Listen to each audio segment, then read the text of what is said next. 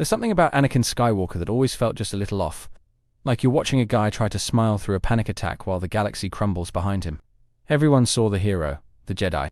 The guy who could jump out of a starfighter without a parachute and still land on his feet. But almost nobody stopped to wonder what was hiding behind that confidence. You don't just go from Space Jesus to Galactic Menace because of a couple of bad dreams and a moody hallway chat with Palpatine.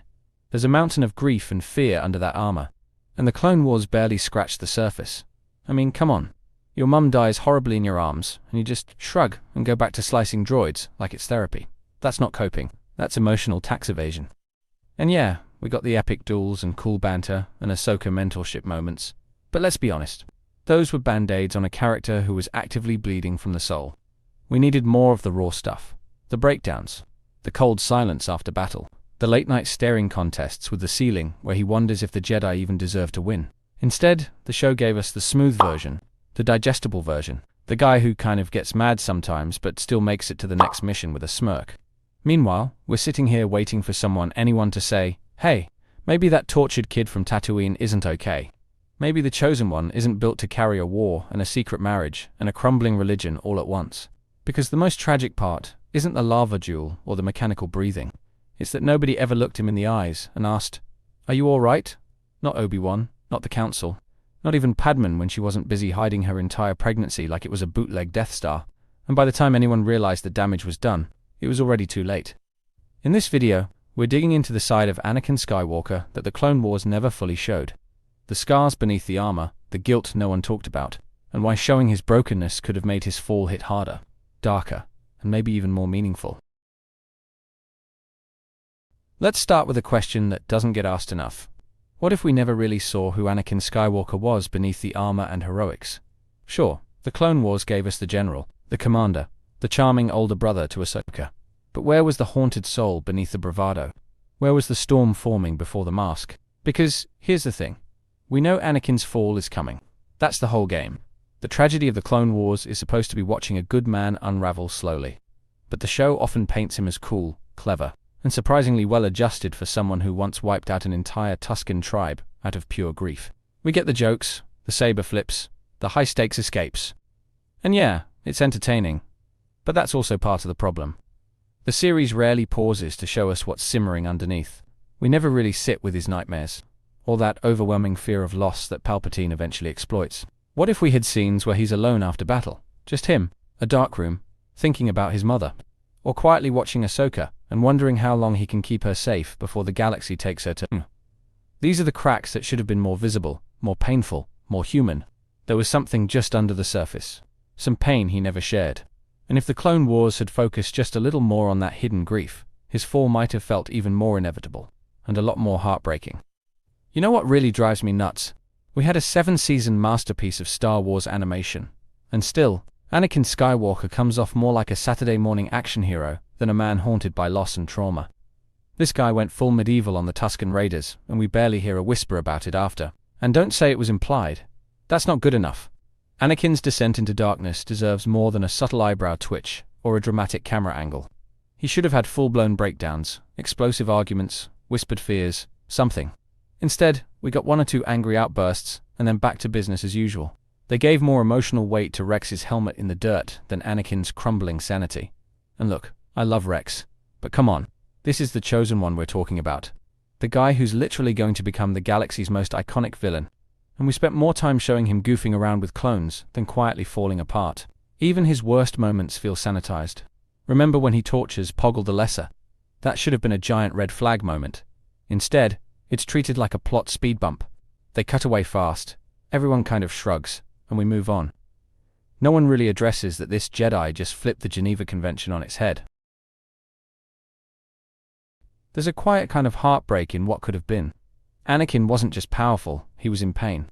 Deep, aching, lonely pain. And the Clone Wars had every opportunity to explore that.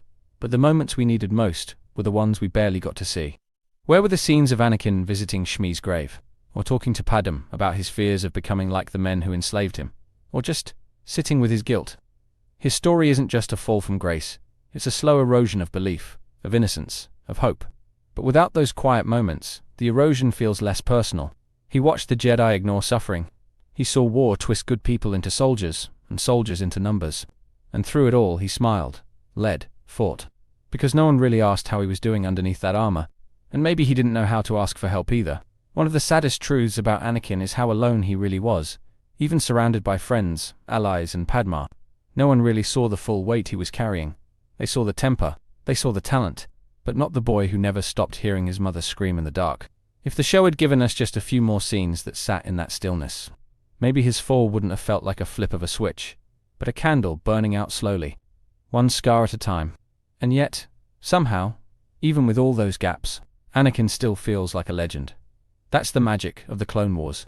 It took what could have been a stiff transition from Episode 2 to Episode 3, and made it feel like a living, breathing space epic. And Anakin, flawed, funny, fierce, was at the center of it.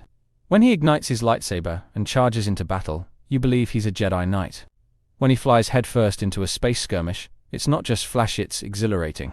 And the way he mentors Ahsoka, it's sincere. Flawed, sure, but filled with genuine care. There's beauty in how competent and compassionate he can be. The episodes that work, really work. The Wrong Jedi, The Lawless, The Citadel.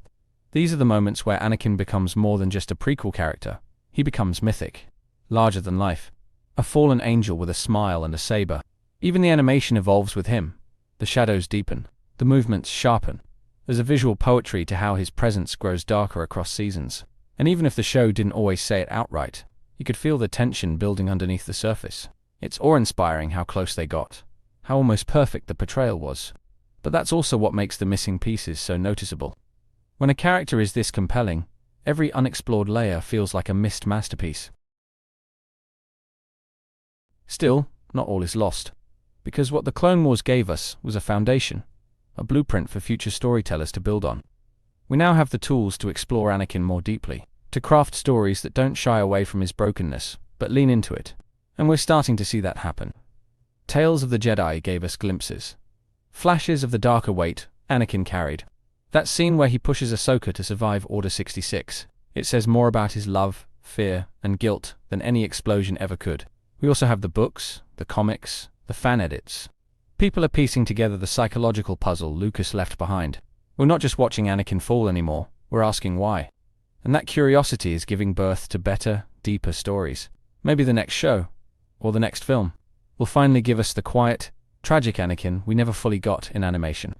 The man who loved too much, feared too deeply, and never quite knew how to ask for help until it was far too late. Because when Star Wars takes its time and leans into emotion, it finds something real. And with Anakin, that reality is still waiting to be fully explored. In the end, the tragedy isn't just that Anakin felt that his pain was never fully seen until it was too late. He was never just Darth Vader waiting to happen. He was a lost kid, trying to hold everything together with duct tape and good intentions.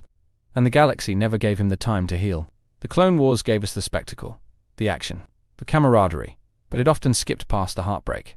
And in doing that, it softened a fall that should have felt like the ground vanishing beneath our feet. The darkest story in Star Wars deserved more moments of silence, of stillness, of raw, unfiltered humanity. Anakin's legacy isn't just lightsabers and lava. It's a story about what happens when power and pain are left unchecked, when no one slows down long enough to ask if the hero is okay, or if he's slowly crumbling under the weight of expectation. We needed more of that in the Clone Wars. Not because it would have made him more likable, but because it would have made him more real, more tragic, more unforgettable. The monster he became wasn't born in a single moment. It was shaped over years of fear, grief, and isolation.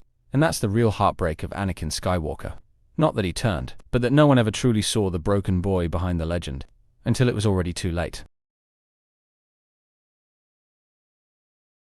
Thank you for watching. If you enjoy my videos, please consider looking at my pinned comment and checking out the links for my Amazon storefront. It contains my favorite Legos, my gear in which I make videos, and comics that I read on a daily basis. I update it constantly, so please, take a moment and click on the link. On top of that, check out my second channel, Critical Analysis Hub Plus, and my third channel, Critical Analysis Hub XP. Just one click would go on a long way in supporting my channels and future in YouTube.